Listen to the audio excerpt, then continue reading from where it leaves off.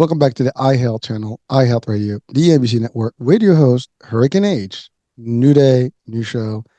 We're going to talk psychotherapy, folks, the stuff that we need, and we need a lot more of it. And today's guest will take us to really the reality of the life we lead today in this world and how much therapy we might need or be needed. Because I think there's a lot of need out there. Now, you all know we have our current shows. We have recurring shows with Dr. Heim when we talk about mental health, but we just can never get enough of this. And, there's two types of health that we have to look into, the physical and the mental. And the mental aspect is just as big, and if not as important, or maybe even more, than the physical one, and one ties into the other. Without any further ado, I have with me, I would call, Phyllis Leavitt. Phyllis, welcome to the show. Well, thank you so much for having me here today. I really appreciate it.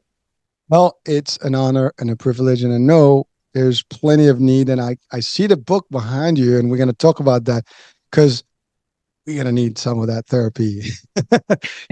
I think there's a lot of, and I'm sure there's a reason you wrote that book, and we're going to talk about that. But before we get into the real deep dive, let's talk about your background. And 30 years of psychotherapy is a lot of work, and a lot of different things, and you've helped quite a bit of people.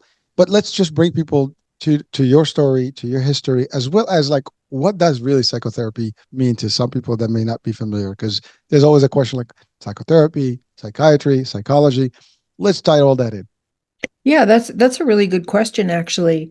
I think, well, I'll just start with saying that I entered the field of psychotherapy because I had done some psychotherapy myself when I was in my 30s, and it was like a really dark, difficult time in my life. And I just felt like I needed to talk to someone, and the people around me at that time were starting to go to therapy. It wasn't as a widespread when I was in my 30s as it is now. And it really was life-changing for me to understand that my early conditioning had so much to do with where I was stuck in my life at the present time then. That and I began to realize, I immediately went to the library after my first session, and I took out books on psychology. And the first thing I read was about our childhood conditioning and some of the major things that really affect people. And there had been some abuse in my childhood, which I had never had the ability or the understanding to deal with. So that was uncovered, and I was able to work through some of what I had kind of buried inside myself. And it really opened up a possibility of me connecting to myself in a much healthier way, and also understanding some of the patterns in my life that weren't very functional. Some of the people that I was attracted to who weren't really good for me. And also all the ways that I felt blocked from my own desire for more self-expression. So really, it was very life-changing for me. And I decided at that point, my children were really little, and I decided to go back to school. And I got a degree in psychology and counseling. And originally started working primarily with children.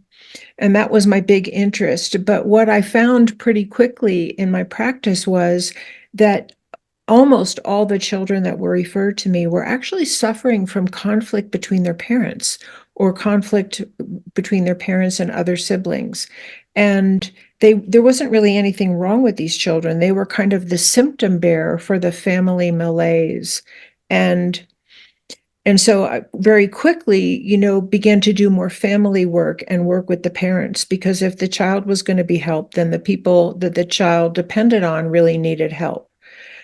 So I ended up working a lot with parents, and I had always wanted to work with individual adults as well. But I pretty quickly shifted away from working with children because the work seemed so important to do with the adults. And for the adults to understand that the way that they were not getting along was really severely impacting their children. And their children's symptoms were like, an appendix being in pain. It's telling us something is wrong that needs to be addressed. But what was wrong was not in the child, it was in the family system. So that was really And I think a lot of therapy today is really based on the idea of family systems. So even if you're working with an individual adult, you're still working with with what happened to them in their family of origin, or in their community, or in their school, in their with the immediate people that they depended on or were conditioned by. And so you're really doing family systems work no matter who you're working with. But it's very obvious when you're working, for instance, with a couple or a family, that the dynamics between them, and especially the dynamics that are being role modeled by the people in charge, which is usually the parents, have everything to do with how their children develop and how the relationship unfolds between the adults. And, in a nutshell, there's healthy family dynamics and there's unhealthy family dynamics. And one of the things that I really saw over the years, and I've worked with hundreds of people, is that the level of emotional abuse and mental abuse and neglect and sexual abuse and physical abuse is actually very high in our country. And when people tell you their stories, people, I feel like I always say it, like people like you and me, people who go to work, they brush their teeth, they go to the doctor, they take their kids to baseball. And a lot of people who appear like they're doing fine are actually suffering a lot on the inside from poor self-esteem, from unresolved trauma that they've sustained in their past that they've never talked about or never got help for, or have been criticized for talking about or not believed. Um, or they're suffering from addiction or obsessiveness or depression or anxiety, or they're ultimate people pleasers and they're, always sacrificing themselves in order to fit in or to be liked. And so we have all of these symptoms of unresolved family dynamics that were not healthy, um, that we're dealing with people. And that's pretty much what people bring to therapy, is the things that they've internalized about themselves from dysfunctional family dynamics on whatever level of the continuum we're talking about, that are negative about them, negative beliefs about themselves, or role models of how to cope with conflict or relationship that are not healthy, and we tend to repeat what we know. So, that's a lot of what brings people to therapy. And so we're sort of unraveling their conditioning and helping, in a way, you could say good psychotherapy is a way of reparenting ourselves, with healthy messages, healthy role models. And there are lots of experiential ways to do psychotherapy that actually really emotionally do help unwind some of that automatic and unconscious ways that we react or our triggers, and replace our most negative beliefs and our most dysfunctional coping mechanisms with positive beliefs about ourselves and positive coping mechanisms that work better in the world and work better in relationship. And it's not a perfect science.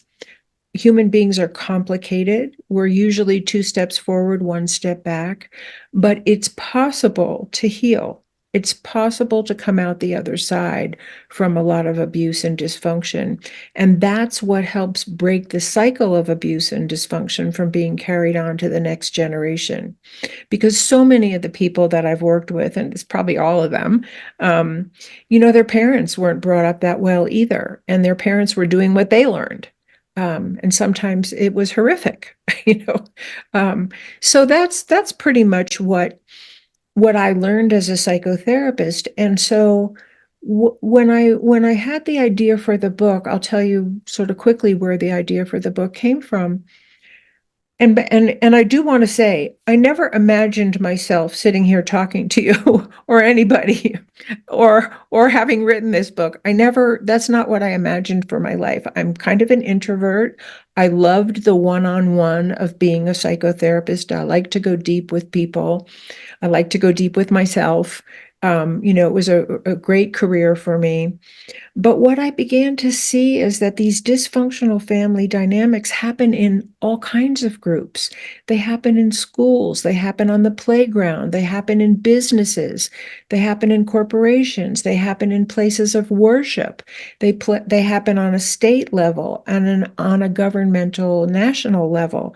That we're all part of these larger and larger family systems, and we're inundated with messages from these larger family systems now, especially with social media and the internet and television and radio. We're inundated with messages about what to expect from other people, what the role models are of behavior, particularly when there's conflict. We're inundated with these messages, and a lot of them are really dysfunctional messages from a mental health point of view. So I felt like I had to take what I understood about family dynamics and look at our larger systems through that lens. And really, it's not, we could all get, inspired and up in arms about things that we feel are unjust. And it's not inappropriate to have those feelings. But I really want to say from the outset that the point of my book is not to point fingers at anyone or to hate the haters or look for retaliation. It's certainly not about taking sides, although it may seem that way at times. It's really what the point of my book is, the point of good psychology, which is we may have to identify dysfunction and say, if you're beating your child, that is not a good thing to do. That is not going to produce a healthy child. You're going to have a traumatized child who's going to go out into the world and either continue to traumatize themselves or other people, likely. So we may have to call out what's unhealthy or dysfunctional or abusive behavior. But the point of all good psychotherapy and my book is to heal. It's to heal our wounds so that we don't repeat them. So that's the lens that I'm looking through at America and large groups everywhere through. And really, it's a global issue, but I'm talking about America. It is. Well, first of all, thank you. I mean, that's quite a bit there. And, we're going to have to break it down. But, amazingly, your story started with you being on that other side of the fence and really, needing help yourself based on the history and your upbringing and things like that. But what you did is memorable because you actually took a problem that you experienced and you wanted to do that to make a difference. You took the path to maybe not only heal yourself but heal other people, which you really, I mean, you did, because I mean, 30 years of doing the work you've done, I'm sure you've touched many lives, and in a positive way, because here's the thing: people seek the help when they need the help, and you're there to listen, to guide, and probably even diverted some bad outcomes, including suicide, because I know sometimes that's also a big part. And we've covered suicide a few times on Right. the shows here, and they're real, they happen, they touch every life. If someone's watching or listening, you probably have met someone or knew someone who actually either committed, suicide or those. Absolutely. I mean, listen, I can tell you, I had it in my family. My kids have experienced it already twice, so I can tell you it's real, and it doesn't. It affects everybody. The fact of abuse and things that you mentioned, it's real also, and it's happening every day. It's always been happening. Now, maybe there's a higher rate today than ever. And again, I'm going to ask you some more details on that. Maybe you can, enlighten us about, like, some statistics in terms, like, maybe compared now to maybe 4 or 5 decades ago, the 60s, 70s versus now the 80s and 90s, even current time. But the fact is, it is a big deal. And I love what you said. There's a lot of dysfunctional situations in the family from people that you and I and even ourselves, we think we're normal people. But then the question is, what is normal, right? We Right. all, there's no one that you're going to tell them you got issues and they're going to be like, I got issues. Everybody thinks that they have no issues and we're all good about it. But we all have different ways of, I guess, addressing, expressing certain things and feelings and emotions. And we go about it certain ways. And you said it varies because of your backgrounds, maybe your religious aspects, your political views, everything. I mean, your environment, your socioeconomics, your groups. I mean, you talked about school. I mean, that's also for example, school today is not what school used to be in the 70s and 80s, right? Two different, I mean, some of the elements are there, but really big, difference between how, school was and now. So all these things are dynamic. Social media, internet was not there 3 decades ago. Now it is, and it's a real thing, and it's got a whole impact. I know for a fact that it does have a serious impact on the mental, status of people. We had a pandemic a few years back, and that's another one that actually affected a lot of stuff. Right. So let's break that down historically. Now you started this 30 years. That's early 90s, and so it was a different era. That was literally before the internet. so Right.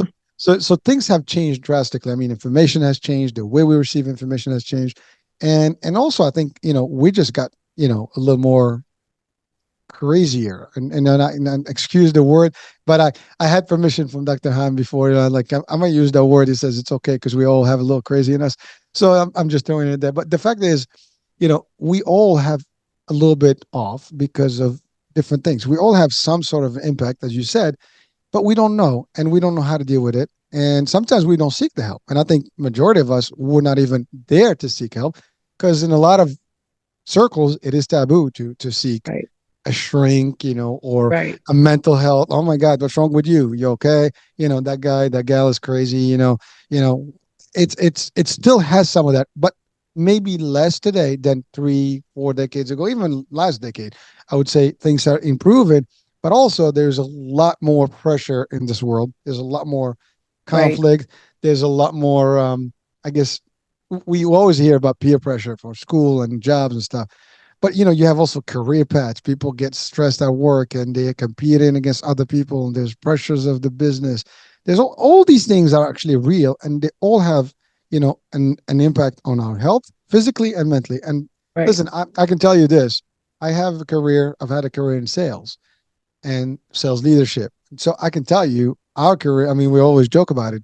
We're one of the highest stressful jobs that you can have. Mm. There's Mm. other jobs obviously with high stress, but ours is it's numbers. It's every day you're on the go. If you Right. don't get your goals, your job is on the line.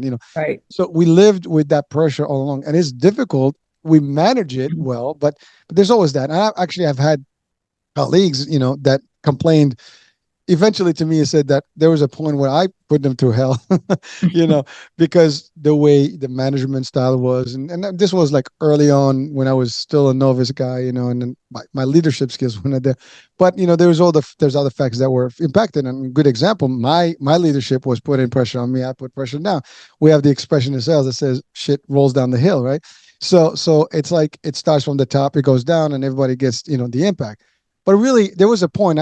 The true story. One time, I challenged my boss because I was like, "Enough! We can't do this anymore. The team is complaining. I'm in the middle. We got to do something." And you know what happened? The team bailed on me because when I put everybody in the room, and I said, "Okay, we're gonna talk," and everybody says, "Oh, we didn't complain. We go." So I could just like this is just like something in the business world, but this stuff does impact you, right? You have a loss of a job. It impacts you. Right. It impacts your family. It impacts everybody. And again, like I said, the reason I'm referring to this, just because I know in our world, there's a lot of turnaround, there's a lot of termination. And you know what? It's part of the job, as we say, right? But, it's not always a happy place. That's not what we want to do. That's not where, but it does. I know for a fact that it impacts lives, it impacts health, it impacts the relationship. I mean, if you're stressed, you take the stress home, Right. and then you take it on your spouse, your significant other, your children. You're not in the mood. Your kids come play. Maybe you're gonna be like, as talking about abusive. Maybe you're gonna push them away. You might be distant, which means you're not there to listen to them. All these things Right. are real. Have I personally experienced some of that? Maybe, and I'm not gonna deny that there was some of that factor because, like, we're human, right? But Right. we try to deal with things differently. But there's also different things, like there's taboos in some cultures, right? And again, America is very diversified, so we got quite a bit of diversity. Depends what area in the states we're talking about. I mean, East Coast versus West Coast, Central. There's the dynamics, but either way, there's still pressures between how you're supposed to be, how you're supposed to behave, how you're supposed to speak. Even in corporate culture, for example, how you look, how you dress, how you talk.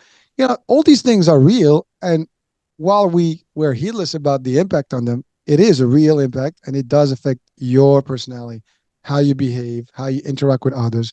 So that's one thing. But then you have also, as you said, every single piece of news, every single thing that we see every day, our movies, our environment, even the movies, which is entertaining, but there's a lot of violence. For example, the games, for example, there's a lot of violence. You know, Mhm. there's all these things. Now, sometimes bullying is a huge thing, and a lot of it comes from how someone has been raised. If they were abused, Right.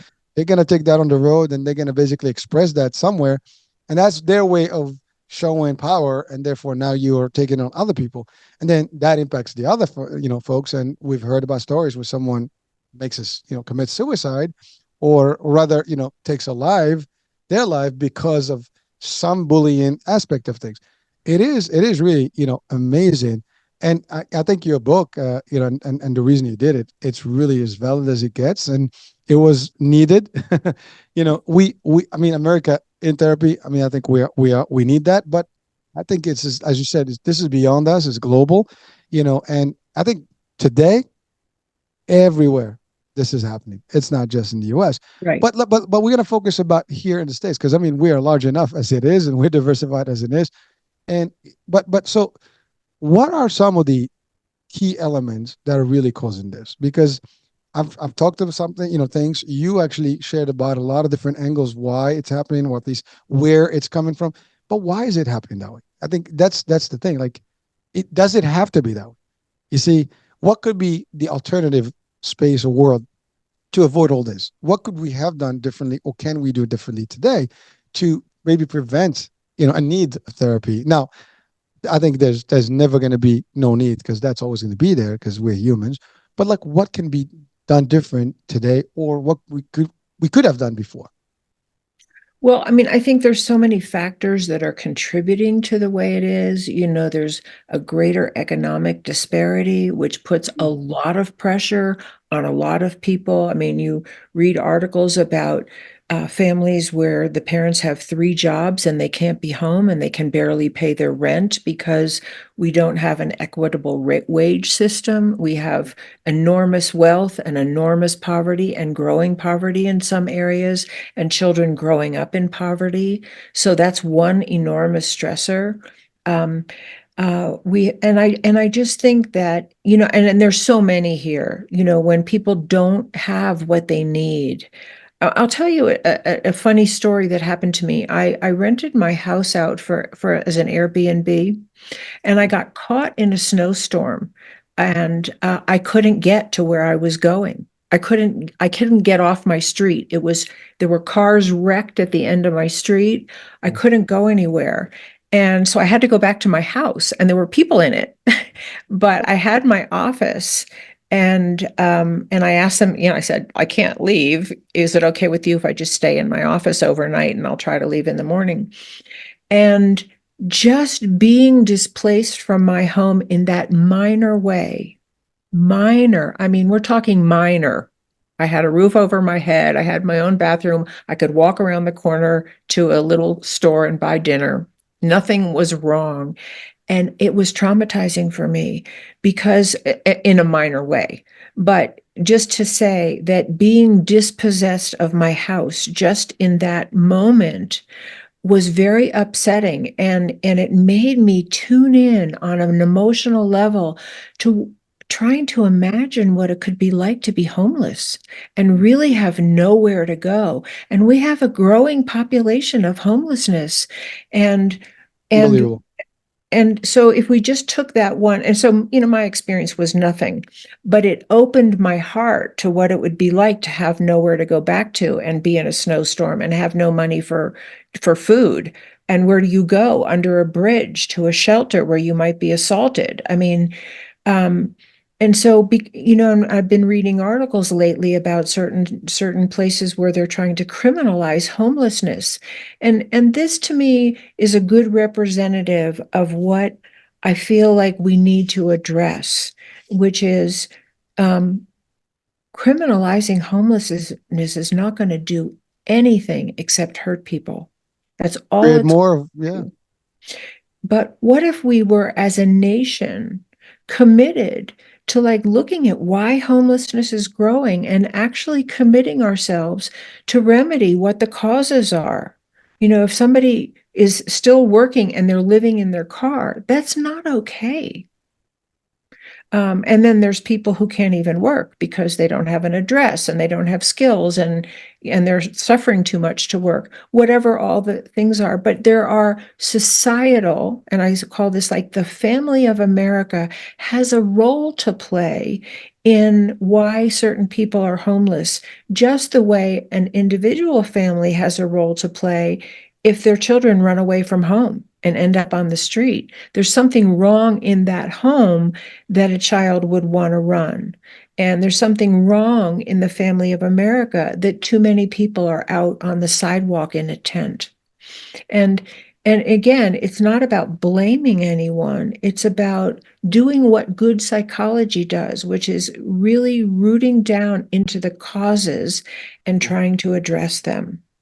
And that's really my message to the family of America is, can we look at escalating mass murders? Can we look at the growing homeless population? Can we look at the skyrocketing number of people who are on antidepressant medication or anti-anxiety medication, or the skyrocketing, effects of addiction? Can we look at all these things and start to actually address the causes and look for healing? And that's not a red issue and it's not a blue issue. It's a mental health issue. Can we help each other become mentally healthy and well and taken care of? Well, Phil, thank you so much for bringing that up because what you're touching on is the reality that we live in. You're right. There is actually, if you go to New York, Philadelphia, any major city today, LA, homelessness is just at its peak. I mean, you can't Yeah, even hide anymore. I mean, I no, drive sometimes even in Jersey in like Newark area and areas in even well, not suburban stuff. It's more like city, like like Newark type, but it's really in your face. You go to Philadelphia as soon as you drive in, you I see know. that. You go to New York, forget about it. I mean, and you talked about shelters, but shelters are really limited hours, and they kick you out at 7 a.m. I don't know, you have a curfew, and you're right, it's not the safest environment, and they're overwhelmed too. I mean, I get it. There's only so many, and And there's is just more that where people. we want children to grow up? Oh, not at No, all. Agreed. right, That's but you're right. This is beyond, and people listen, people with skills and knowledge and experience, they still can get jobs. I mean, it's just unbelievable, the inflation now. I mean, you know I don't know what location in the states you are, but I can tell you in the tri-state area here, at least in New York area, I mean, rent is like unbelievably high now. I mean, you can't even afford an apartment. I mean, right. it's the price, and I'm talking not even New York City. I'm talking just the suburbs and the boroughs. Oh, I know. Forget LA, forget about it. I mean, I know on the West Coast, there's like, it's unbelievable. So people actually Right, have no place to stay. They just, you know what, I'd rather be on the street and, sleep in the car or sleep somewhere. But, it's crazy because no matter what you make is not enough. And right, you're right, you work in three jobs. That's if you're lucky. And of course, what is that going to do? It's going to have a toll on your health, the way you eat, the way you sleep, the way you everything. And now you're cranky, you're bad. And you get irritated quickly. Now, talking about crime, if I'm so irritated and someone comes and rubs me the wrong way, I might just snap on them, right? And so that can happen too. So these are of things, like you said, course. escalation that couldn't be completely prevented. The question is how. Now, based on the discussion, and I know for a fact that I think there's a lot of greed out there too. I mean, this whole inflation that exists today doesn't have to exist. I'm sorry. You Right, know, that's just like, oh, there's a market, supply and demand. As long as people buy, we're gonna raise prices, and it's working. So let's keep it up there. Let's even hike up more. Yeah, and that's all there is. I mean, I get it. Some economists can go in. It's like, what hurricane. There's rules about the economy. Well, who's determining those rules? Somebody is doing, what they're doing. They're creating this inflation concept, and it definitely makes sense to some, but it hurts plenty more. I mean, the ones that are right, making a good deal now are the businesses that are actually hiking up the prices, and even some of these small businesses are not making. They just have no choice. Their products, whatever their supply, is right, expensive, and they gotta raise the. You got some people that are landlords now, they have to raise because their mortgage and all the rates are high. So I get it, but it's all trickling back to the big family. And I love what you said. No red, no blues. This is not an issue about party. It's an issue about what we can do together to unify and make it work.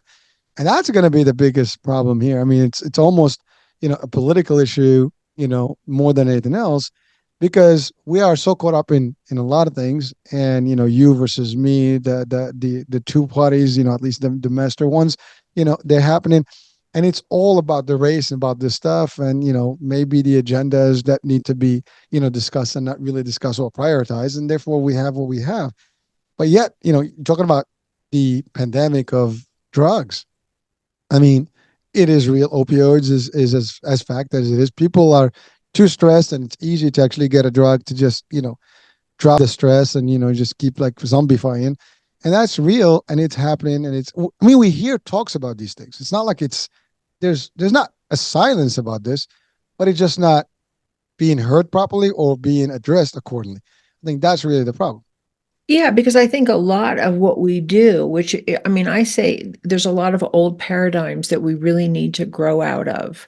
And one of them is just pointing the finger and blaming people instead of looking deeply into how they ended up where they are. What pain were they in that they were shooting up?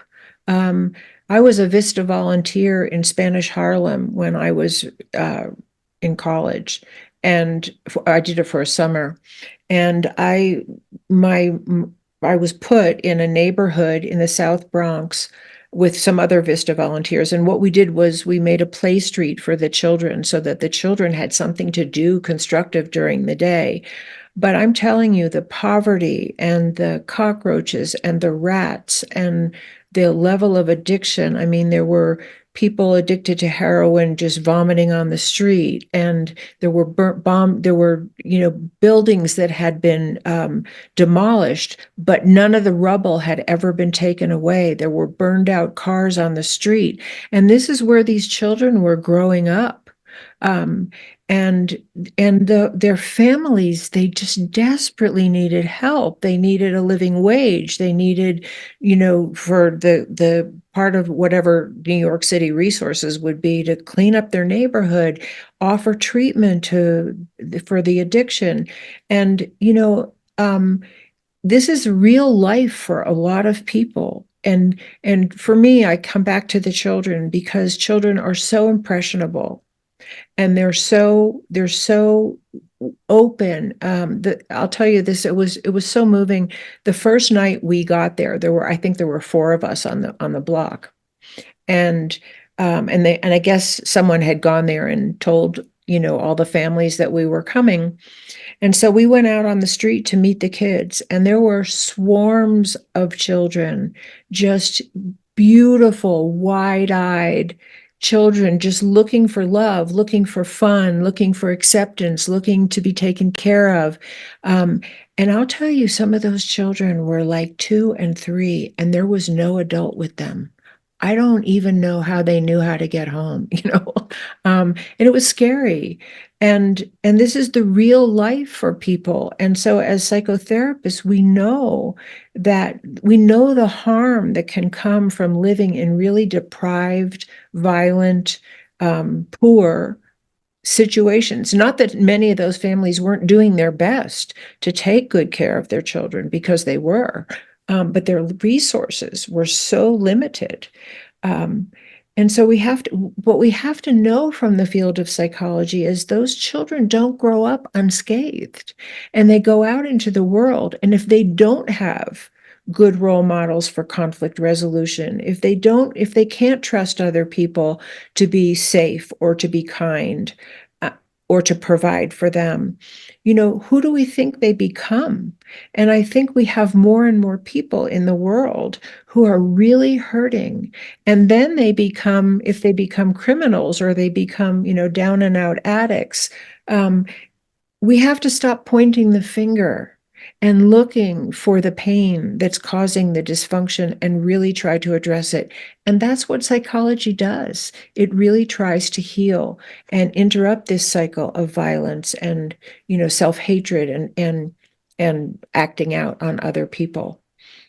Well, thank you for this, and it's amazing because it's really you are describing the actual problem and even the solution in a way, because as you said, if we go back to the root cause, things can be resolved, but Right. to address the root cause we need to make some drastic changes in the That's right. infrastructure in That's our right. society. So whatever town, city, whatever, they need to have the right elements, and those things are preventable. I mean, talking about buildings that are rubbish, they can be removed and cleaned. And by the way, Right. there was a time, I have to say, I mean, I had the privilege of living in New York under the Giuliani administration, not that, without any political affiliations here, but he did a fantastic job cleaning New York City at the time. It was less crime, it was cleaner.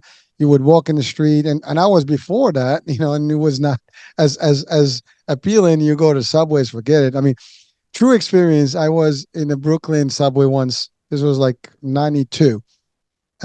Just we were looking at an apartment in Brooklyn. This is a true story, in fact. So we were in Manhattan, but we wanted something cheaper. So I figured, let's go to Brooklyn, right? So we go into this place, and then I'm on this platform side, and across the street and the other platform, two guys running after another guy with a knife. So this was like about maybe 9 o'clock, at night. So my partner and I, we get into the train. I'm like, I'm never going to Brooklyn. That was like, so this was right after there was a movie Out for Justice with Steven Seagal, and there was a scene in the movie where this guy was just going shooting people random in Brooklyn. So I'm like, nope, that's it. Brooklyn for me is gone. Now here's the funny thing. A year later, I wound up going back to Brooklyn, just a different part of Brooklyn, and I realized that that was not what it was. But the Right. first impression I had was exactly that image. Like, what this is dangerous, and it matches kind of like what I saw from the movie. So that was the end of it. I'm like, no, no, no, this is not happening. But I changed. But over the years, I've seen a tremendous, shift and safety. I mean, you could not possibly look at a corner without seeing, a couple of cops or patrol, and you couldn't even, throw something. I mean, they cleaned everything nicely. And then I guess last couple of, decades, it just got, less and less and less. And now it's actually, I mean, New York City is really not what it used to be. Sadly, it is a reality, and it's a fact, and we can claim that it's happening, but I mean, it's clean, but it's not. It's just not as attractive as it used to be. You don't feel safe. You don't. It's expensive. I mean, it's Mhm. all of the above. You can see trash everywhere. I mean, I don't know why it's happening. I'm just giving the example of New York, and I know this is not just New York. Everywhere you go to most of the cities now, you got these problems, and it's not being addressed. Now, again, what you said is like somebody needs to take that message to the people, the powers that be, and they Right. just have to take the time to focus on these issues and take one at a time and address it. You're right. We blame people when they do bad, but you're right. We need to blame the people that were there as a cause for them to be bad. We kind of, it's Yeah, like the and hold creator them kind of. responsible in a way that is constructive. Mhm. That's the whole point. The point is to make the changes that are needed. One of the things that I like to say, sort of as a big thing, and then kind of zero in on it, is that um, what I think the average person may not really be aware of is that guns don't make us safe. Police don't really make us safe. I mean, certainly sometimes the police are needed to help make us safe, for sure. But what makes us safe, it's not weapons, it's not guns, it's not bombs, it's safe people. It's people who have become safe because they're healed enough to care for other human beings and that they're committed, and I say this over and over again, to nonviolent conflict resolution. And I really think nonviolent conflict resolution skills should be part of our curriculum in our schools. Mm. I think it should be something that is people can get training in nonviolent conflict resolution and communication skills for free. I think and basically what you said, what I'm talking about would require some big changes. And I think one of the really big changes that we're dying for is that our budget, our tax dollars are invested in people, in families, in wages, in healthcare, in education, in drug, treatment, um, in training police, to be really restrictive in terms of when they use force, when it's absolutely necessary. Um, and train police in family dynamics and psychology so that they know what they're dealing with, let's say with domestic violence um, or child abuse. So I think we need to take a lot of our tax dollars out of defense and put it in people. And that's how we make safe people. And if we have safe people, we don't need all those guns. And it's not Pollyanna thinking. This is really the truth of our psychological makeup. When people are loved, when they're cared for, when they feel like they belong and they're wanted, when they're when their differences are tolerated, when diversity is celebrated, when they're provided for, when there's a commitment to cooperation and conflict resolution without violence, people thrive. They become their best selves. They blossom. Their gifts are either art or their math or their love of animals or their love of nature or their just good parenting skills. They blossom when they're cared for, and they become safe people. And that's really where I believe our commitment needs to lie. And I think we're at a tipping point of, and maybe we had to get here. It's sad, but maybe we had to get to this level of violence to really get that it's only going to produce more of itself. Well, I never heard of a school shooting when I grew up. crazy. It's new. It's recent. I mean, you think about it. I mean, when was it? Like a couple of weeks ago, we had, my kids' school had a scare too. Like, and they thought there was some action there, and so they cornered them. They do the shelter in place stuff. I mean, it was not real. It was somebody that claimed something on a phone line, and of course they took it serious, and it was just like that. But this is like becoming too critical, too frequent, and too random too. Like you don't know. Every week you hear these things now. Every other Every week right, there's a spot where there's somebody that goes in, and you're right. I mean, there's always that discussion about guns and removing the guns and this, but really, as you said, the humans are the factor. None of this stuff. And by the way, you touch on something that's powerful because it's real, and it's not something we don't know.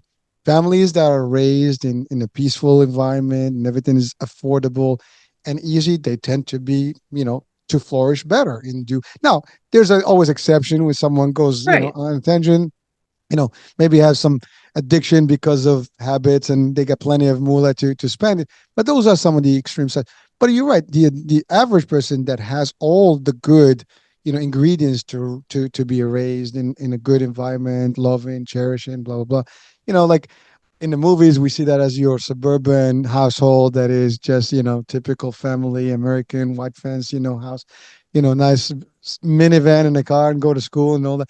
We see those, and they actually give you that feeling, that fuzzy feeling that it's like how it's supposed to look.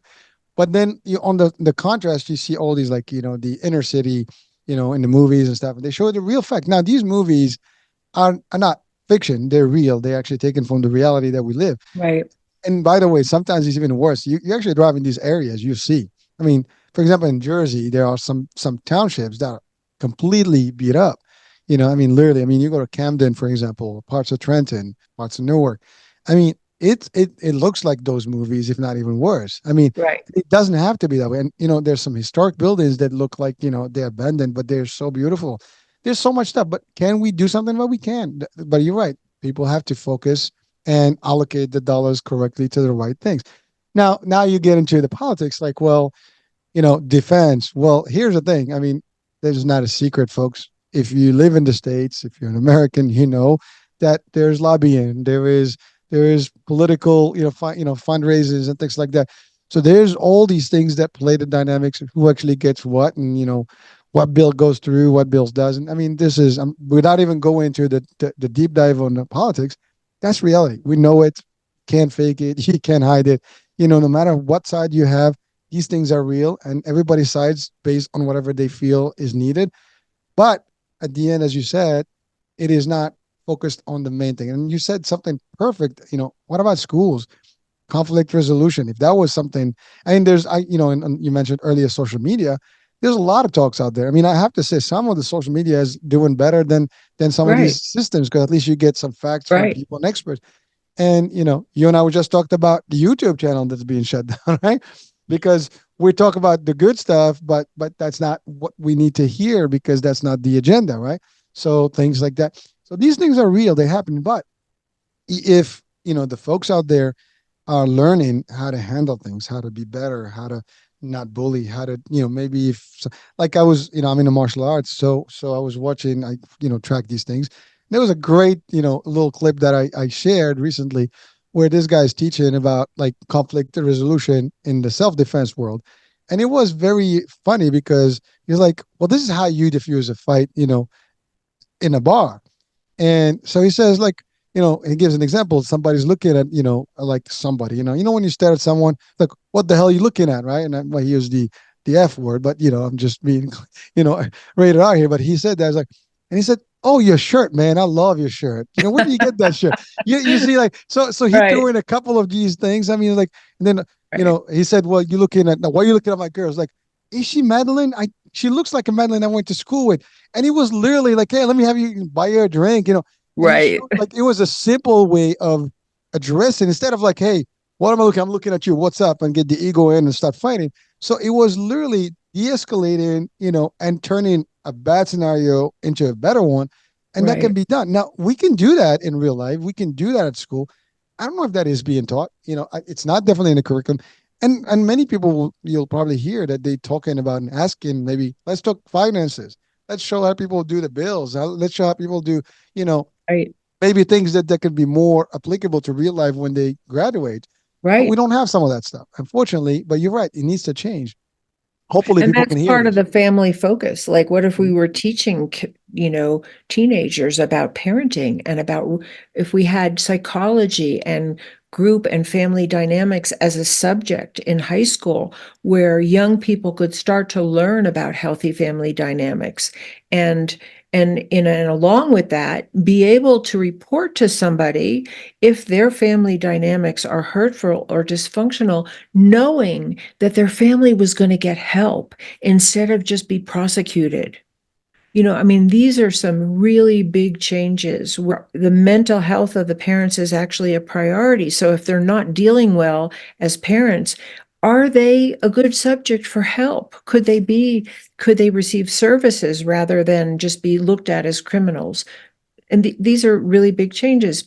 Um, there was something that came to my mind, and now I know what I was going to say is that there are a lot of programs now in different places helping, teaching kids about bullying in the schools to try to diminish that, to really take it down because kids are committing suicide over bullying and cyberbullying.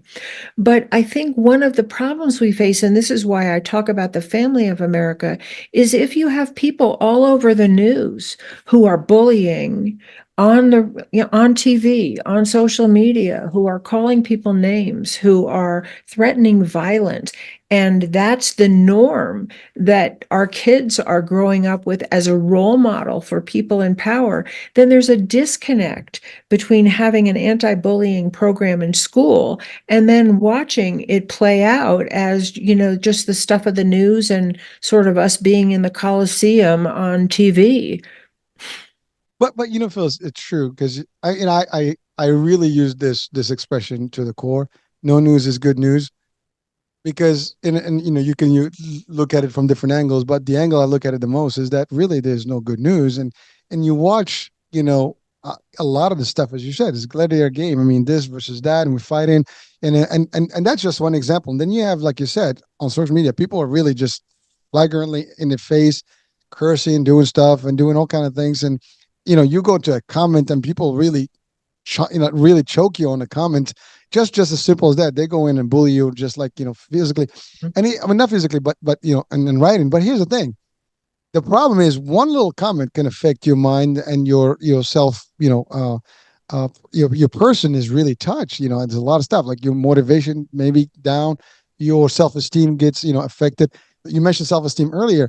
It is real, folks. I mean, if you are getting constant message that you're no good and whatever, and Right, people, you're gonna stop thinking that your subconscious is gonna absorb that and make it real, and that's what you're gonna affirm with yourself. You're like, I'm not good, and if you keep saying I'm not good, I can't do this and whatever, then things are gonna get either you're gonna find a way to escape that through drugs and other things, or you might right, say like I'm gonna end my life.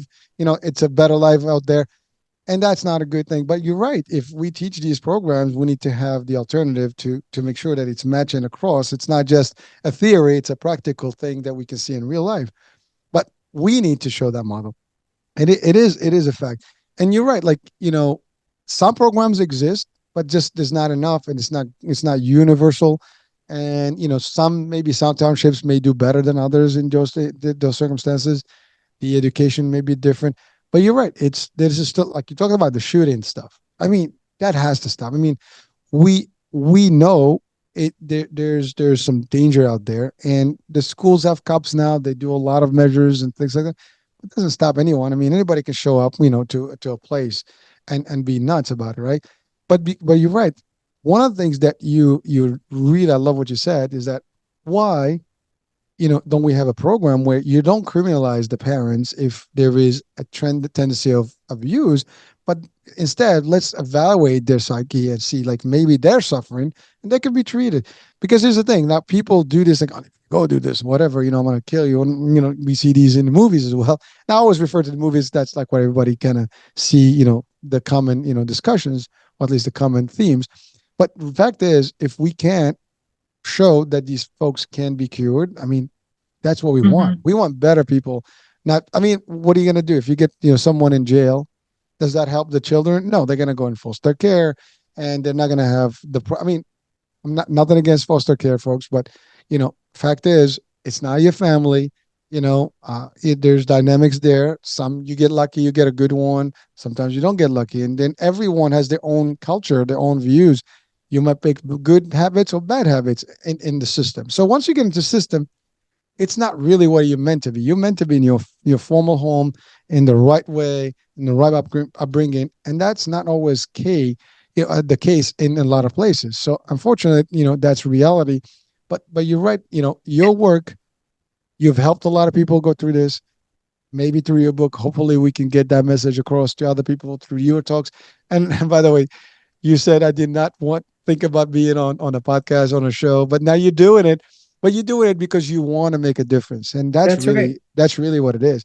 And frankly, just by being out there doing your stuff, putting the book out, somebody is getting the message. The question is, hopefully, how many people, and would the right people eventually get it? I'm sure your book is actually already, you know, being sought as an actual resource, because people out there are going to want to listen and read it, just to know, to learn. I'm sure there's tips. So that guides me. Well, that takes me to that. What are some of the tips you have in the book, that people can really apply themselves?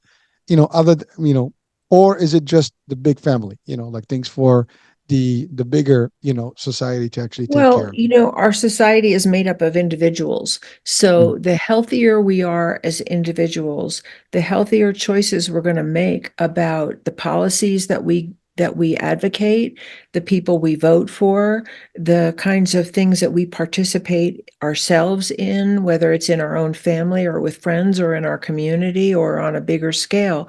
So one of the big things is, and like my life, and I'm sure you've been through your own things where, we had some healing to do of the ways that our lives weren't working so well and maybe weren't manifesting very well in our relationships. And so, like, really to focus on our own healing, am I the person in the world with other people that I want to be? Am I in my relationships the person I want to be? How am I with my children? How do I react when somebody isn't nice to me? Basically the bottom line of well, there's so many bottom lines, but one bottom line of good therapy is that as we heal, we're able to take more and more responsibility for our own behavior.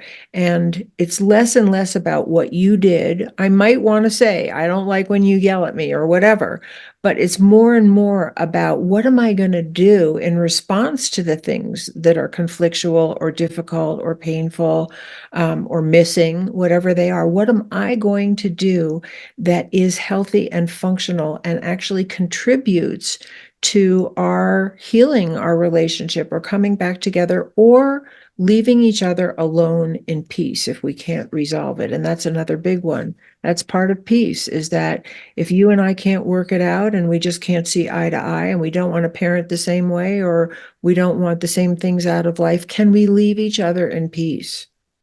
And and find our fulfillment somewhere else. But that only works to a certain extent when you talk about larger groups, because many people can't leave a community that doesn't like them because of the color of their skin, or is discriminating against them because they're poor. So many people can't leave, and they can't leave in peace. And so what do? They stuff it, until they explode, or inward or outward. And I think we just need to know these things, that we have this responsibility for the family systems that we all live in. But so start with healing ourselves, and really taking responsibility for anything in our lives that we can take responsibility for. And sometimes it's just as simple, but often as difficult, as acknowledging that I made a mistake. I'm sorry. Tell me how I impacted you, because I know I hurt your feelings, or I know I upset you, or I know I misperceived you. And if you've ever had that experience of someone doing that with you, you know how amazing it is and how healing it is, rather than like brushing it under the carpet or defending or whatever. So we can work on our relationships all the time. And the healthier we are in the ways we relate to ourselves and other people, that has a ripple effect. And so it's really important for any one person to know they can make a difference. You don't have to be a social crusader. If that's your job, or you want to be an activist, great, do it. But we can influence, for the better, people in our own lives, just by being kind, by being patient, by being tolerant, by being cooperative, by being committed to work things out when possible. Um, and then the bigger things are, taking some of the skills that we use in the best therapy that help people listen to each other. um, I think nonviolent conflict resolution may be the biggest test for the human race right now, actually, whether it's in our lives, or in our community, or in our school, or our business, or our country, or in the world. Because we have a much better chance of surviving here if we stop investing in weapons of mass destruction, which is the ultimate violence, in terms of our sustainability as a race of beings. And so everything we do in our own lives that brings more peace, that brings more connection with other people, that brings more tolerance, that brings more desire to work things out, is actually a contribution to world peace. Um, and in our offices, we teach people how to listen, how to reflect on themselves, how to restrain themselves. Sometimes you're just really angry, or you're really hurt, and you want to yell, or you want to say something mean, but we can learn to restrain ourselves. We can learn to apologize. We can make amends for the things that we do that are not okay. And we can really seek resolution. And if I was not going to say anything else about the larger systems we're in, like government, I would love to see that there's a commitment to actually working it out and really listening deeply to opposing points of view, and committing to come to some kind of compromise or resolution for the sake of everyone. Children don't do well in a family, as I talked about earlier. They don't do well when their parents are fighting all the time, or threatening violence, or being violent. They don't do well. They don't thrive. They're scared. They have issues. They wet the bed. They become aggressive to other children. They fail in school. They have all kinds of symptoms. And when people in high places of leadership and authority are not committed to working it out, just like we want parents to do, we all suffer. And I think that's what we're seeing in our country. Well, so Phyllis, I have to thank you. I mean, there's quite a bit of stuff you just covered there, and I want to just break a couple of things. One is you talked about the element of society is the family, the small family, right? Individually, we can make a difference. Relationships. And you're right. If we can't get along, let's say, father and mother can get along. I mean, there's a way to separate without, having to have the kids in between and really push one versus the other and get extremely violent. There's certain things, but you're right. It takes a lot of restraining, of the self. It takes training and coaching, mentoring, and that could be available, as you said, through mediation, therapy, and things like that. Right. So We there's can that. teach people those skills, and we can teach them in a way that they actually experience that it's a benefit to them to use them rather than fight. We think we're still in that mindset of we fight hard enough, we'll win the argument, but we don't win the relationship. There is no win in that situation. That's the thing. I think the problem that ego comes in the way, and I think every human being has some level of ego. The problem is also, well, the good news is that we all have a good core, and our default should We be the do. opposite. So all we just have to tap into that good energy, and we can. I think everybody has that, and it's been proven that people can do I better and change, agree. and really sometimes it's just a bad time, and again, timing is everything too. Like you get, as you said, I'm angry, I got a bad day, and lash out, and then the other party, instead of taking a walk, they just keep clashing, and next thing you know, we're going nuts, and the kids are observing, and they absorbing that, they're taking that out. It's like it's a good thing, and sometimes that's what it is. They just think that's the way it's supposed to handle. Every time they get a conflict, they just go crazy, and go at it. As opposed to like if they see like, I'm sorry, my apologies, I didn't mean that, then they know that they can apologize themselves, and that's actually a good Right. practice. So there is those things, and believe me, it takes a lot, of energy to actually be able to apologize to for anything we do, but it's not impossible, and we can really get to it, and we can control it. So that's one. The other one is, I love your message of real peace, because you're right. Everything that we see is not looking good in the big picture, and if this stuff continues, the conflicts continue, and frankly, if there is any escalation and in a global scale, nobody benefits. But Nobody. nobody would benefit. And you're right. I mean, if all it takes is like, my ego is better than yours, I got more weapon, you got more weapon, let's see who's gonna win. There's no win in this fight. I mean, everybody knows that. And sometimes people are, really afraid. I mean, in a couple of months back, I mean, you look at social media and we see in all the shelter in place, there's some videos about like, nuclear holocaust. I mean, there's all these things happening. It's kind of weird, and it's happening. You know, why? It's really, it's unbelievable. It's crazy. It's currently the status that we live in, and we shouldn't be. It is happening. It's creating more dynamics on the social media, and there's a lot of resistance to, like, maybe listening in and maybe making a difference. You're right. There's parties on both sides that are pushing left and right, pushing on each other, as opposed to like, let's come to a common ground. What can we do? You got world, really, I mean, we have what, three wars going on right now in the world. You lose count of these things. I mean, and these things are not reducing; they're just getting more and more people are getting Right. into conflict. Now, who's going to win? And the kids are watching these things. See, as you said, and also parents have their opinions, right? That's what's happening, right? People are talking, they're listening, and they're going to Right. behave that way. I mean, you hear sometimes kids talk about something because they heard that at home. Right. They're actually Totally. just repeating it because that's what they know. But really, Right. like, that kid didn't have that information. They Right. got it from somewhere. The probable place is home. So you got these political, things, and you talked about earlier about maybe race and things like that. Those things also are real. They happen. You have different things that are happening today around us. That is all bad. It's all impacting the mind, and we need to do something about it. And I love the fact that you're addressing this stuff. You're right. And there's one thing I was going to talk about is with you is, somebody's going to listen to this show and they say like, well, you stated a couple of times about stop, producing, like weapons and like defense. But, I just want to clarify that. I know, and maybe you can even, chime in here. This is not about not being able to defend, it's just doing excessive stuff and being more on the extreme side. I think we need to have a good defense. We need to have our own, protection as a country and a nation. But there's a balance to things, right? We need to do that part, but we also do better by if we actually have a good, you know, family, as you call it. then we don't have to worry about that.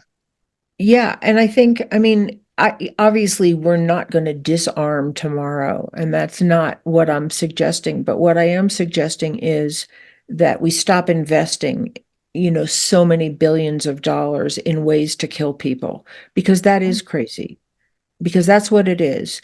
And it's ways to kill more and more people at a time. And just by looking at what's happening in Gaza, most of those people have nothing to do with the conflict. They're just Oh yeah. innocent men, women, and children who are dying. And I think we just have to look that in the face and say, is this how we really want to resolve conflict? Because if you and I did that in our home, if I pulled out a gun when I was angry at you and I shot you, you'd say I was disturbed. You'd say I should be in jail. And so the disconnect between what we want for ourselves and what we think is right on a family level and what we allow around the world on these large levels is what I call a mental health issue. There's a disconnect that it's okay to kill thousands and thousands and thousands of innocent people. And I think we're just at that place where we have to know as a human race, really, that this is not sustainable. If nothing else, it's not sustainable. It's not mentally healthy, but it's also not sustainable. And what does bring people to therapy is when what they're doing in their life is so painful or so unsustainable or causing so much havoc or so much depression that they're looking for help. And so, I wrote America in Therapy as one small offering among millions because there's millions of people out there doing good, Of course. helping others and really trying to explain some of our problems and look for solutions and enact them. There's people doing massive, beautiful things out there, cleaning the water and building gardens in the inner city and helping people get healthier food and, you know, vans that are medical services that go into communities. There's all kinds of things that people are doing that are good. And so this is my one contribution from my experience. Well, thank you, Phyllis. And really, first of all, thank you for you've talked about like the conflicts that are happening today, and you gave the example of Gaza and what's going on. And really, it doesn't matter what your belief is. It doesn't matter, what your, I mean, whatever you root for as a nation, things like Right. that. The problem, as you said, it's a human thing. This has got nothing to do with politics. It's really when you see people suffering, I don't care what side of the fence those people are, they're suffering, they shouldn't be, and they Right. shouldn't be the victims of a retaliation or a victim of a bad act from in a larger scale the way it is Yeah. happening. And by the way, that's not just there, everywhere. I mean, you had the Ukraine war, right? You have people that are innocent dying. Now the conflict is getting bigger. Now we have Iran and all this stuff, and you never know which kind of like person is gonna like go nuts and just press a button of something, right? That's Right. really that you don't. This is the part that is causing the more anxiety because people are really anxious. No one Right. knows. No one They knows what are. the hell. Yeah, and you hear the stuff. It fuels. Then you have your emotions, right? Everybody is like, "Oh, this is my people. These are my people." We are still a human race, as you said. If we keep going the way, it's funny. I always go to the movies because sometimes it makes a nice little piece of the discussion. So you've watched Independence Day, the movie. The what? Independence Day, the movie. Yes. Okay, so Independence Day is a great example, right? We get attacked by these aliens, and all of a sudden we become one unified nation. Right. you know, Right. what do we need actually aliens to come in here for us to actually Right. really get back to our humanity? There's a few other movies that actually depicted the idea that as humans, we're still a species that is really, really, I would say, prehistoric in the realm of the infinite, universe. So they look at us as really, more of Right. what do you call it? Not as civilized, enough for these aliens. I mean, again, it's depiction sci-fi, but the idea is that imagine aliens coming in from so far with all that tech coming in, and we're still fighting about stuff that is irrelevant. It's that kind of thing, right? Now, some people say, well, it's not irrelevant, it's relevant. Okay, well, it is relevant to a degree, but not at the point where we have to destroy the planet and destroy everybody and Right. in our environment, our food supply, everything for what? No one's going to have a place to live if we continue the way we're doing. Right. Mars is not an option. We don't have that trip yet. So, you know, if that's, And what difference would it make if we don't change the way we treat each other? What difference would it make? We do it on Mars, you know? we'll do it anywhere. It doesn't matter. You're right. And I think part of the old paradigm that we're trying to leave is the fight between who's right and who's wrong. In therapy, that's not what we do. We look for healing. It's not about who's right and who's wrong. And yes, like I said, we might call certain things out that are dysfunctional, but basically it's how do we come back together? How do we start working together? How do we understand each other deeply so that I have empathy for where you're coming from? And you have empathy for where I'm coming from. And once we start to build that, we don't want to hurt each other. We don't want to win the argument. We want to win the relationship. And and so to get, it's an endless conversation about who's right and who's wrong in the wars that are going on.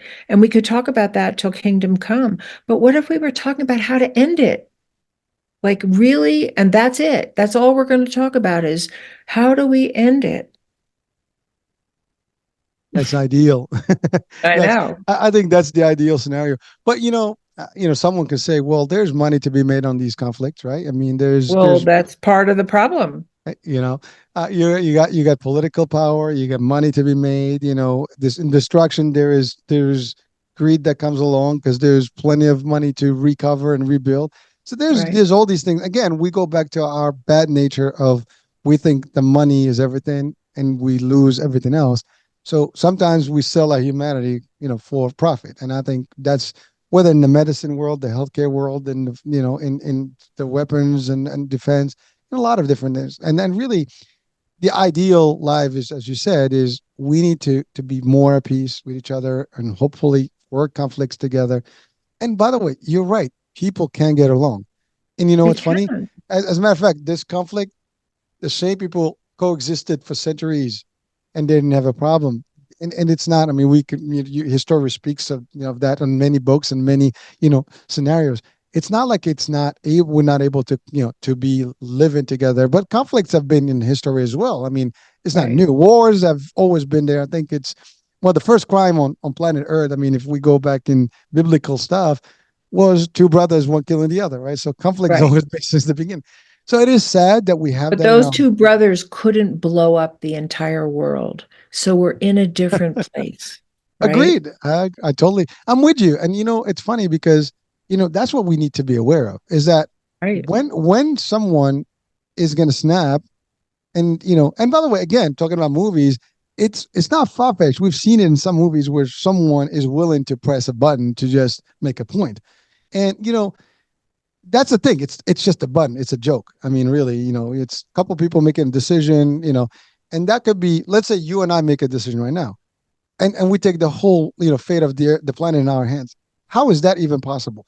But it is happening because you got a bunch of few people Right. that can really make a difference, good or bad. They can make a choice to destroy. They can make a choice to annihilate nations and do all kinds of stuff for what? And here's the thing: unfortunately, and it's a reality. No one lives forever. This whole we all our people today on the planet would not be 100 years here. I mean, if we Right. are, we'll probably be just not able to even communicate properly, right? So at the end of the day, what's the point? Are we making a difference? No, we're gonna move on, and another generation gonna come, and then that's the thing. Do we teach a legacy that of destruction, Exactly. or do we teach a legacy of peace and Exactly. better, and let's now Yeah. again going back to the movies, and I use them just as analogies. But really, there have been great ones that show that maybe in the near future we live in a more um, beautiful space and world where everybody's come together and we evolved to the point where super civilized that conflict is not even there. Which movie I think it was funny is Demolition Man. This was like in the '90s. I didn't see that. Yeah, it's Sylvester Stallone, I think, Wesley Snipes, and it's one of my early favorite movies. And what it showed, like we this was like a future world where everybody, like the police, didn't have weapons, and it was just a nice little calm Mm. world, and it was just kind of like utopia type of thing. But it showed a little bit, and then all of a sudden, politically, they got this guy from this cyber jail, like frozen jail, and they put him in a world where he started chaos again. And he was just like, I mean, like, why do we always revert to conflict? You know, where Hmm. we have peace, we still need conflict. I mean, is that the actual, opposite side of the spectrum? We need both sides of, the day and the night. Maybe, I don't know, but can we be in the middle? I think we can. And it's regardless of religion. I think there's extremes and everything, but I think all religions, all humans in the core, we want a better life. Nobody wants to Right, wake up in the morning and be running for their life. There is no right. one that wants that. Nobody wants that. And so, if nobody wants that, could we commit ourselves to creating a world where nobody has that? You know, and I know it sounds utopian and Pollyanna-ish and whatever, but I don't really believe that, because we are incredible. Human beings are amazing. The things that we have invented, that we never thought possible. Whoever, whenever, that we could fly an airplane or rocket ourselves to the moon or transplant an organ or have a self-driving vehicle. I mean, we are so creative. We are so intelligent. If we have a dream of something that we want to create, somebody creates it, you know. So, could our dream be world peace? Why couldn't we create that? It could be. We could. I know we can, and no, as a matter of fact, I believe we can. I just think that it does not benefit to a degree, profits. And that's really what it comes down to. I mean, No, there's I all know. there is. It's all about the money. I mean, talking about inflation earlier, it's all about the money. Talking about greed, it's all about the money. And even the social things that we talked about, it's still about the money. Because listen, I'm going to give you a good example. And then I had a discussion the other day with someone, and they say like, well, there's no system where it actually can be proven on Earth where we can have some sort of an economic equality across the board. And I'm like, you're wrong. There is one. So I give the example of Dubai. So if you're an Emiri, if you were a citizen of the Emirates United, Arab United, you actually have free school, free education, meaning free education, free medical and healthcare. Wow. You have a guaranteed, like when you grow up, you get actually a wedding paid for, a house, and a guaranteed job. So think about that. You have all your main basic elements that are covered for you. Now, you do more? Sure, they give you the basics. Now go ahead and build more, create your empire, do all the stuff. But at least you know that you're gonna have a good, future. You're gonna have family set, everything is good, and nothing is gonna be. So is that an example? That's an example that is existing today, and it's working. As a matter of fact, there's only a couple million of them, but they created an opportunity for another 9 million people to actually come and flourish there. And they have more billionaires now than most of the countries, maybe not as the US, but still. But it's happening. Can it be created? Of course. And they're safe over there. There's not even, I mean, you can literally put your gold in front of someone, they will not take it. Because if they took it here, by the time they get to the next 100 feet, they'll be picked up because the cameras are tracking you everywhere. So some people say, well, we can't live in an environment where we have everybody's watching, but everybody's watching anyway. So it doesn't matter. So, But I think what's beautiful about, I didn't know that about Dubai, but I think what's beautiful about that is that there are models already working oh, yeah. where people are provided for. They don't have homeless shelters. They don't have people in tents on a highway, you know, and if it's possible one place, it's possible anywhere. Providing the powers that be make it, happen, Right. and Right. allow it to And happen. so our job is to hopefully keep empowering people who have those kinds of goals in mind. And the healthier we become, the more we feel like we're entitled to have that voice in the world, and we advocate for it in peaceful, constructive ways and do our part in our own lives, the more it's possible. Thank you. Well, Phil, so I have a question. So is there a lack of education today that maybe is the driver behind so many people not seeing the value, not seeing the need, or being even to make the right decisions? Because technically, I think you alluded to something earlier about, as a I guess a resolution is to maybe pick the right people that are elected officials, and when we make our choices. But here's the thing: if we are not well educated That's correctly, right. then we're not going to make the right choices, the right decisions, that we'll be easily persuaded, or basically gullible to any information we A get. hundred And of course, the percent. power of marketing and media can have an impact. So if we can change, and again, remember, now here's the thing: who is put in the curriculum? So we can go back to that. I mean, so there's a lot of that. But I think the one thing we have today is that information is free and knowledge is available. You don't need to get a formal education to be educated. You can go online That's right. and seek the right information. And believe it or not, with social media now, it's allowing more people to actually share expertise, Right. values that are actually real and they're not biased by any chance. So, Right. so I mean, that was just a question because, in your Yeah. opinion, I mean, I think that can make a big difference if people just really get into the real thing and understand the values and stuff. They may be able to make better decisions on, to your point, who do we select? I mean, who we elect and select and elect, and get the process going. Hopefully, we can make a difference. Yeah, and sometimes when people ask me like where would you start? I always say the same thing is educating. Mm. Educate ourselves about psychology and about mental health and what real mental health depends on and what creates disturbance. People who, like I've said, when people are violent, when they're self-harming, when they're raping or exploitive, there's something in their conditioning where they lost connection to their own humanity. Something happened to them where they lost that connection. We're not born evil. I don't believe people are born Agreed. evil. And so that's the point, is how do we restore love and connection and belonging if we really want to be safe in this world, and we really want, like you said, we're none of us are going to be here forever, but what do we want for our children? What do we want for our grandchildren? Well, thank you. Well, so one question comes to mind. Would you recommend, let's say, psychotherapy or psychology to be something that is in our system in schools from the early days? Because let's say if we had that available from day one and the children are getting all the right tools to deal with whatever comes, home or otherwise, then the problem will disappear because everybody will be well prepared to deal with these conflicts and things. And whatever comes their way, they'll be able to handle it in a very easy way and a smarter way, and their choices will be much better. And therefore, as they grow, you know nothing that we see today would be the same. So would you, I mean, is that a recommendation? I would love to see psychology, family dynamics, intrapsychic, systems, all of that be part of our fundamental education. I think it's a huge missing.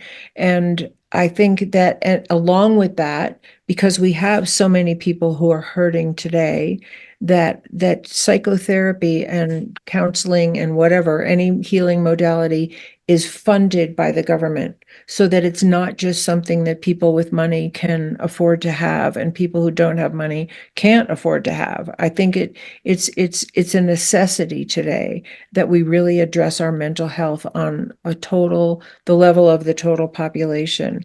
And it's in everybody's best interest. The more people that get help, the safer they are to be around.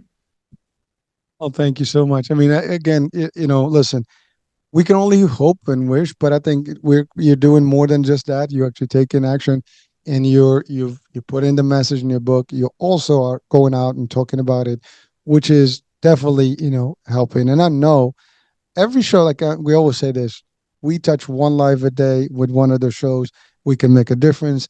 Over Right. time, it's more numbers and more numbers that get that information. Uh, you know, um, you and I kind of referred earlier before we started the show about the Matrix. I always, that's one of my favorite actually go to movies when it comes to the real world and what it should look like, and how to really see it for what it is. And really, there's two ways. I mean, there's a red pill and the blue pill, and you can be in the blue pill and not know much, or you can be in the red pill and know that you can make a difference and do something about it. And really, as you said, education is the key, knowledge is the key, and if you have that, you can do a lot more better in this world, and that's all there is. Totally. I mean, I totally agree with you. And thank you so much for letting me share about what I'm doing in my book. And I really appreciate that so much. Oh, it's a true honor and privilege. And also, so now you don't practice anymore, or you can do occasional, stuff, or you're just doing the writing right now. I don't practice as a psychotherapist. I just retired this year because I'm really focused on my book and on writing. And I've done it for 34 years, and it feels like a good time to retire. Listen, you got it. You got to enjoy it live, of course. Well, first of all, so the book is available, I'm assuming, on the usual space, Amazon and You Barnes and can Nobles. buy the book on any of the major booksellers, Amazon, Barnes and Noble, all of that. Yeah. Any other book coming away?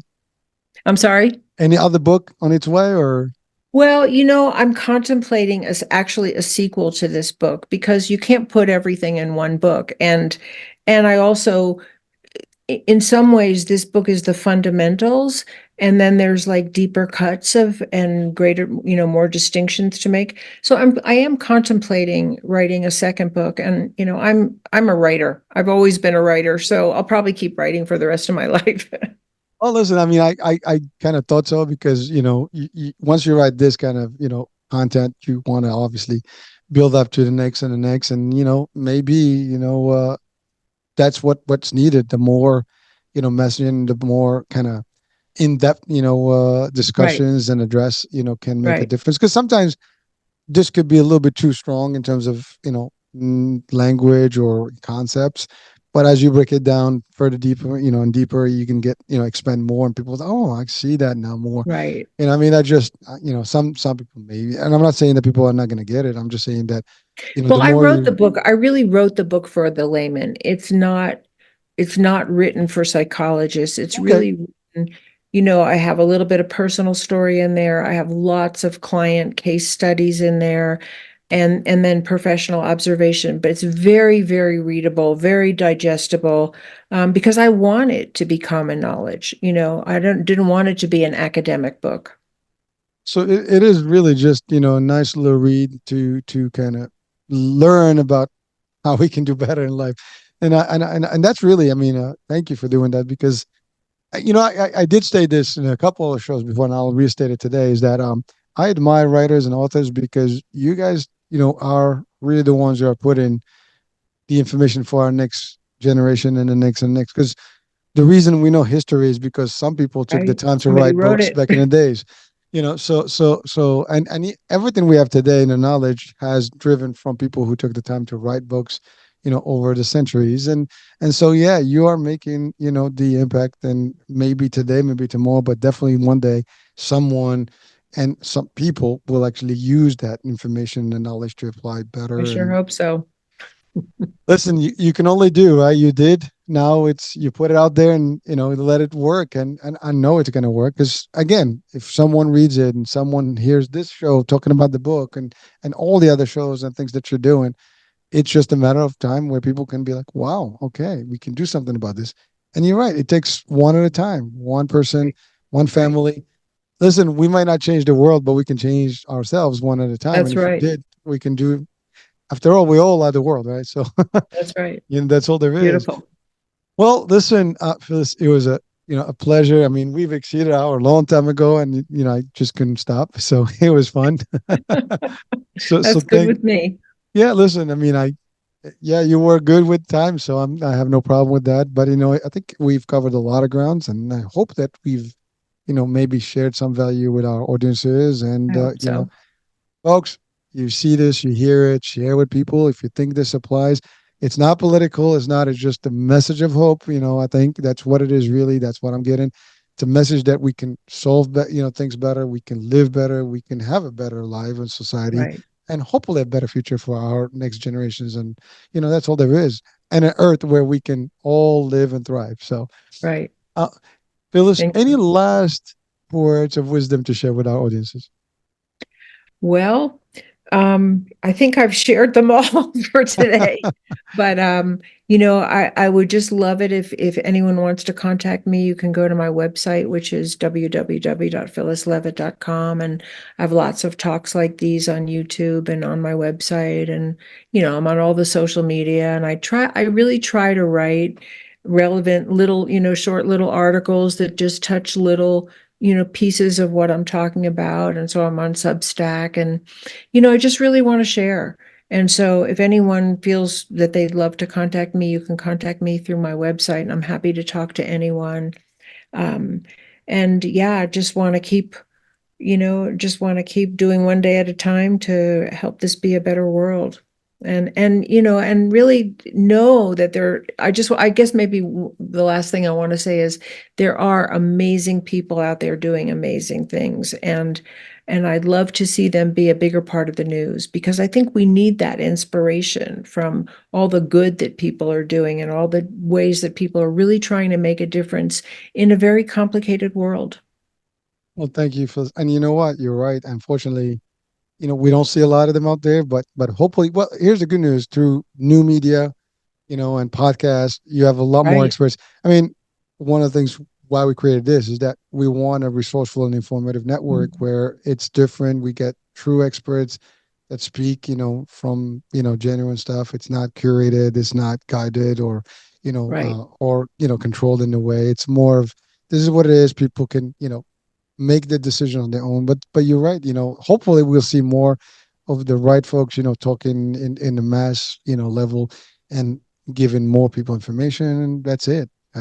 Well, I think podcasting is actually a great thing, because it's just you get to talk about what you want to talk about. You get to interview the people that you want to share their message. And it's not regulated in that way that some of the social media is. And I have, like yourself, and I just really want to thank you because you're making a great contribution. By having a podcast, you can reach huge numbers of people at a time. So I think you're making a great contribution. I think this is a beautiful thing that a lot of people got into podcasting during COVID because we were so confined, and now it's just taking off and people are listening to podcasts all the time. So yeah, thank you.